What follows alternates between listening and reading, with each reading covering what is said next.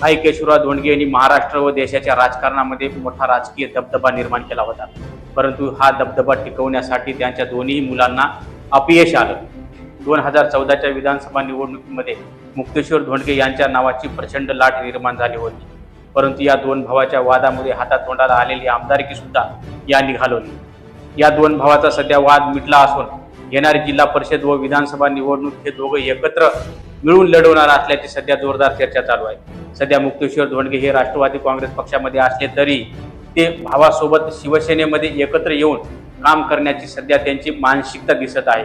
लवकरच त्या शिवसेना उभाटामध्ये प्रवेशही होणार असल्याची खात्रीदायक माहिती समोर येत आहे.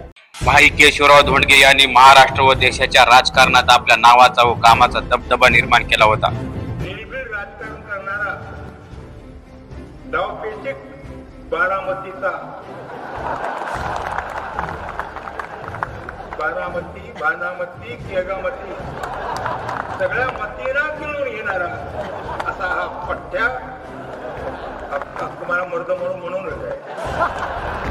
पुरुषोत्तम धोंडगे आणि मुक्तेश्वर धोंडगे या दोन मुलांना आपल्या वडिलांचा राजकीय वारसा सांभाळता आला नाही, हे एक दुर्दैवच म्हणावे लागेल.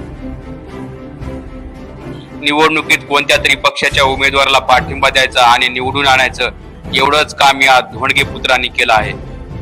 भाई केशवराव धोंडगे हयात असतानाच हे दोन भाऊ पक्के वैरी झाल्याचे जग जाहीर झाले होते. याचे दुःख कदाचित भाई नाही झाले असावे, पण असो.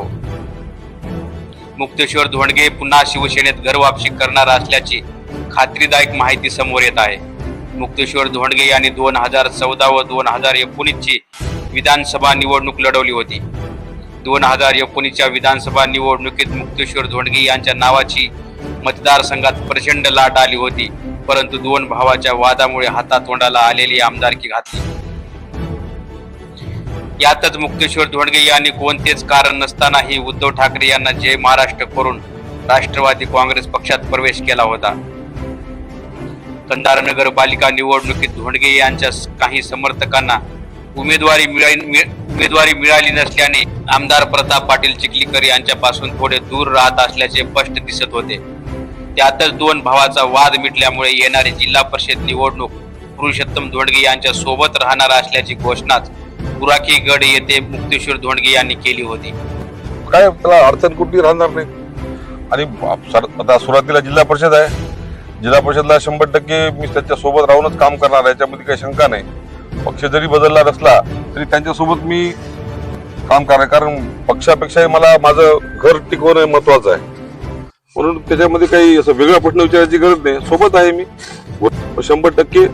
जिथं गरज आहे तिथं नक्कीच मी मोठा भाऊ म्हणून सोबत राहणार आहे. 1001% सांगतो की उद्या जिल्हा परिषदला, उद्याच्या पंचायत समितीला ही सत्ता आम्ही बिलकुल मिळू, याबद्दल आम्हाला कुठली शंका नाही. सध्या आमदार प्रताप पाटील चिखलीकर आणि मुक्तेश्वर धोंडगे यांच्यात दुरावा निर्माण झाला असल्यामुळे मुक्तेश्वर धोंडगे हे पक्ष बदलून पुन्हा शिवसेनेत परत येण्यासाठी इच्छुक असल्याचे दिसून येत आहे.